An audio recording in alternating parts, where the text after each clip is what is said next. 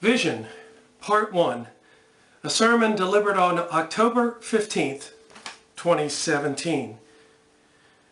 Proverbs 29:18 says, "Where there is no vision, the people perish." And Jesus shared a message of his own mission and vision in Luke 4:16 to 22. I'd like to tell you the tale of three visions, all about death to life, mess to a message of hope. Precisely because without a vision, people perish. By perish, I mean without a vision, we wander, we feel purposeless, we hurt, we get lost. The first vision is this. My parents had a picture, a vision for the kingdom of God in their lives, and it shaped how they shaped my family growing up. So as a child, I experienced our family trying to live good news to the poor. Dad was a pastor of a largely Caucasian congregation, but it was in a predominantly African-American community. So my closest friends didn't look like me. And yet my family, who felt it was important for me to go to museums and summer camp and enrichment experiences, made sure my friends, and sometimes even their friends, could come along and be a part of that. And they very quietly made sure money was never a barrier. My family tried to live the good news for prisoners, their release from the prison of poor education. I can remember as a kid, an elementary kid, going with a small group from my home congregation into Center City, Philadelphia to tutor. I was a peer with the kids being tutored, but there was something special about that time. I knew something about a deep love was going on. My family had a vision that they lived out, trying to live good news of sight to the blind. I can remember a Peace Corps volunteer coming to our church. He was probably in his early 20s. He brought a conga drum with him. I loved the conga drum. He taught us songs, and that was the only night of the week that congregation looked like the neighborhood around it. But he brought the sight, a vision, a picture of hope and love that was not only important to me, but I think may have been important to the others gathered, because they came week after week. One of the songs I remember him teaching us was "Michael, Row Your Boat Ashore." Here in the 60s, this was an anthem of the 60s, of the time. But it was a song about death to life, about the mess of a circumstance to the message of hope. The Archangel Michael moving people across those boundaries. It's a song that goes back to the 1860s. That same message of death to life in the midst of slavery. I think it was an anthem of my life at the time, as my family lived out that kingdom vision, that vision of love that was trying to live hope to everyone who suffers. You know, I was called to be a pastor not because I loved Sunday school, because I didn't as a kid. I really tried to avoid it when I could. I was called to be a pastor not because I read the Bible and said, I just have to teach this, because I didn't really like to read when I was young. My call to be a pastor came because of that kingdom vision, that thing that's big, that includes everybody, that sets people free, gives people sight, offers us all hope, love, grace. Now, the second tale of vision is from my faith family here at Palmyra First United Methodist Church.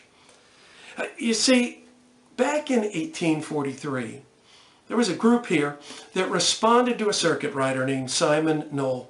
Now, in 1843, a lot of people came out to hear visiting preachers, teachers, speakers, sales folk, because they were entertaining in a time when it was harder to get entertainment. And so this group that gathered weren't just entertained, they were transformed.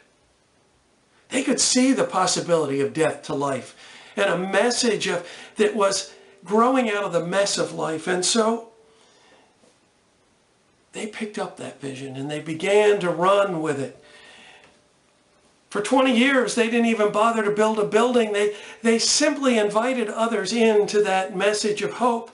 Palmyra First continues to work to live that kingdom of God hope, that good news to the poor. Right now, we're working as a part of Support Connections of Lebanon County, helping families who are struggling get to a self-sustaining place and giving them control over their lives as they do it.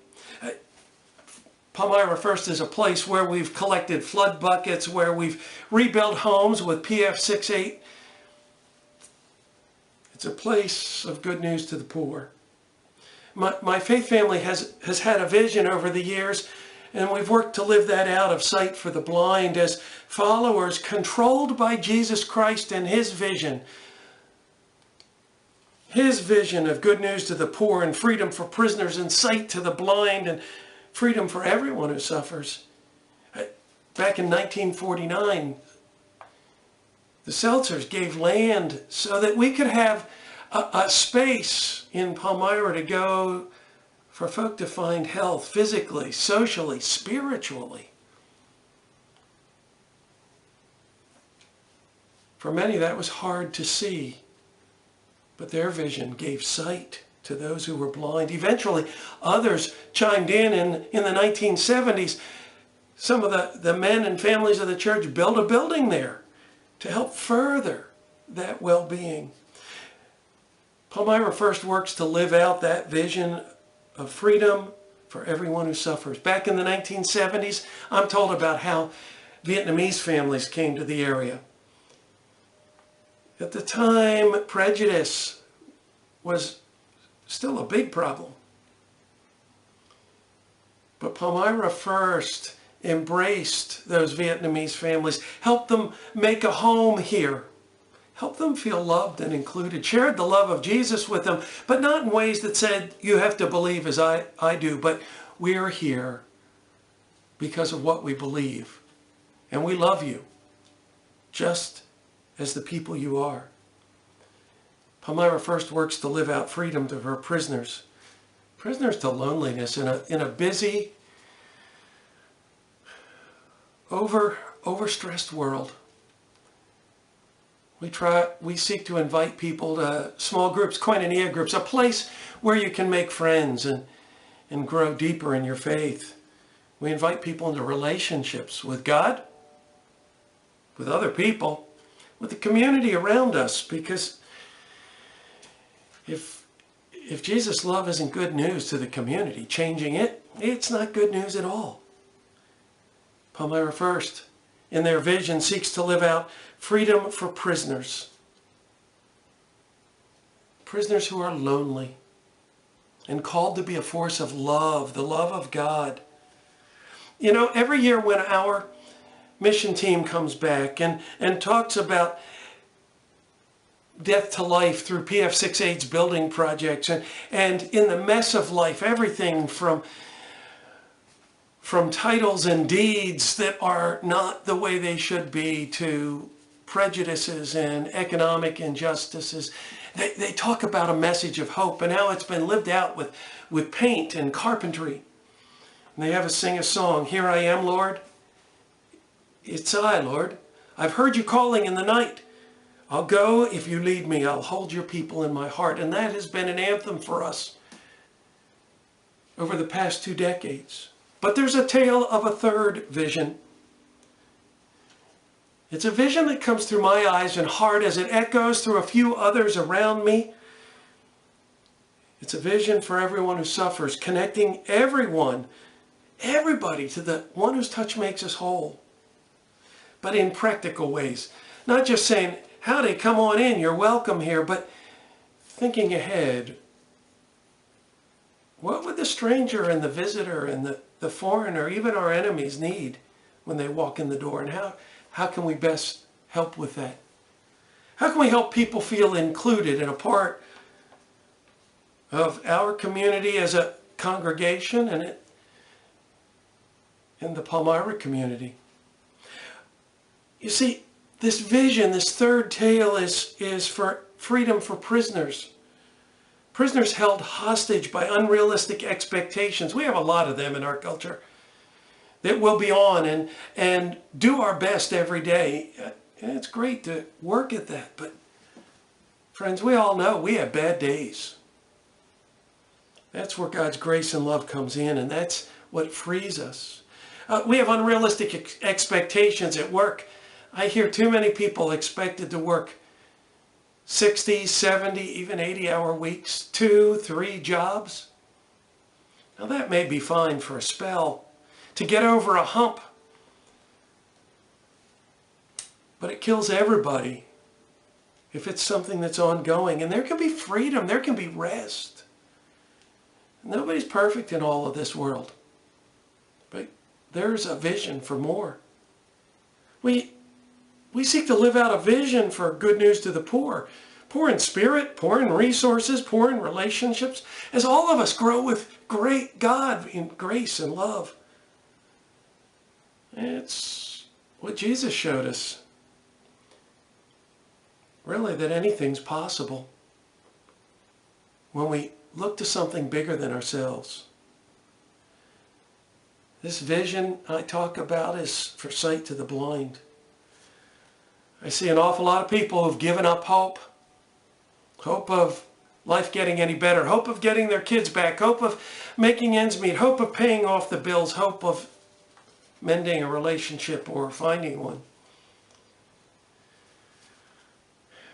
You see, there's a vision for sight for the blind, a new sight for hope that comes with God's Spirit leading to possibilities we haven't yet realized, if we dare to venture into those places.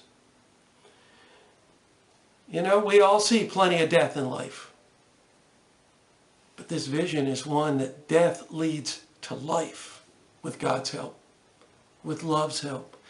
We get in plenty of messes in our lives.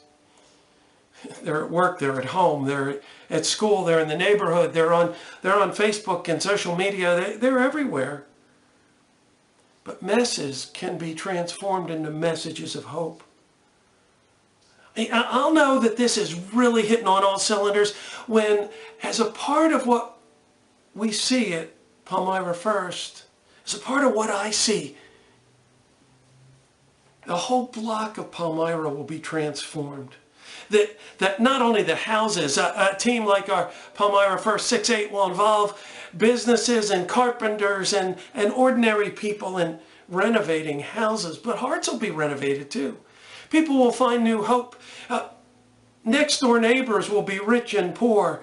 They'll be from different ethnic backgrounds and language backgrounds. Businesses will be on the block so that as a congregation, we're not just talking about come and get right with Jesus. There's something in that message, but it's bigger, because if the good news isn't good news for the poor and the broken and those in a mess, it's not good news at all.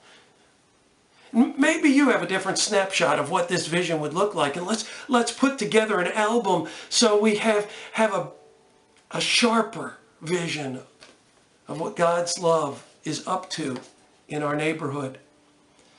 But you see, Jesus came, God's love took on flesh and moved into our neighborhood, and I believe that.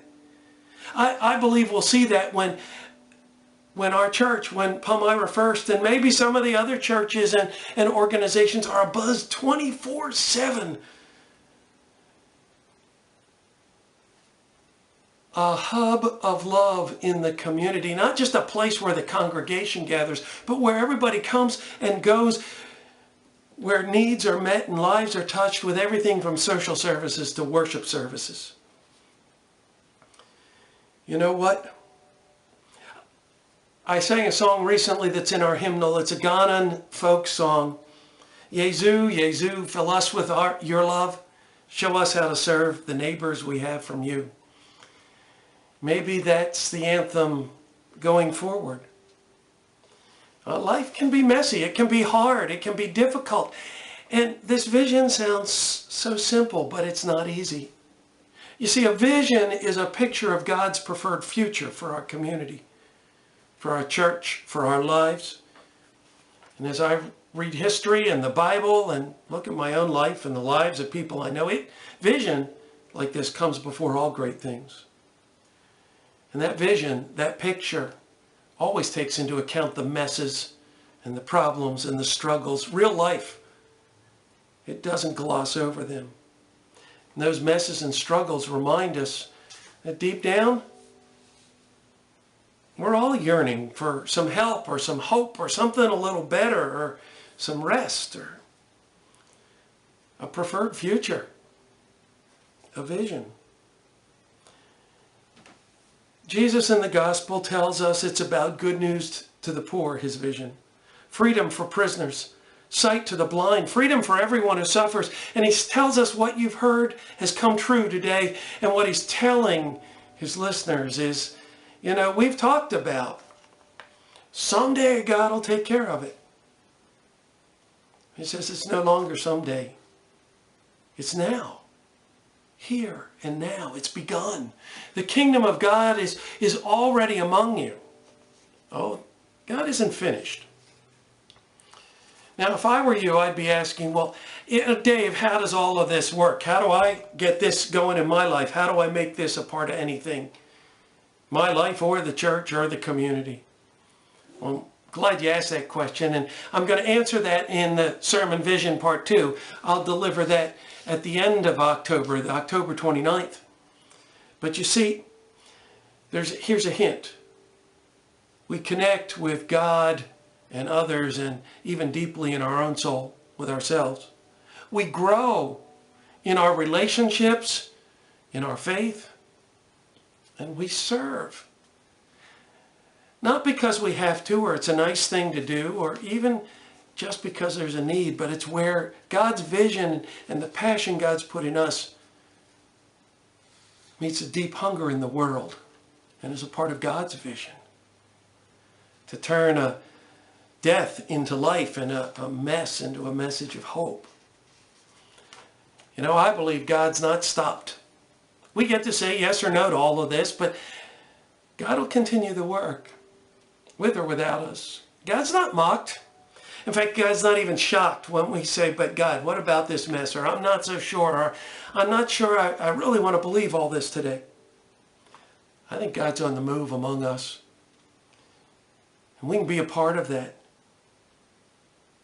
with a holy vision in Jesus' love. I challenge you to think about the visions that have shaped your lives, whether they're family, maybe a church you've belonged to. They may be positive, they may be negative, but begin to collect them and reflect on them so that when we get to the how in 2 weeks, you'll have some of your own life to put into that mix. God's grace and peace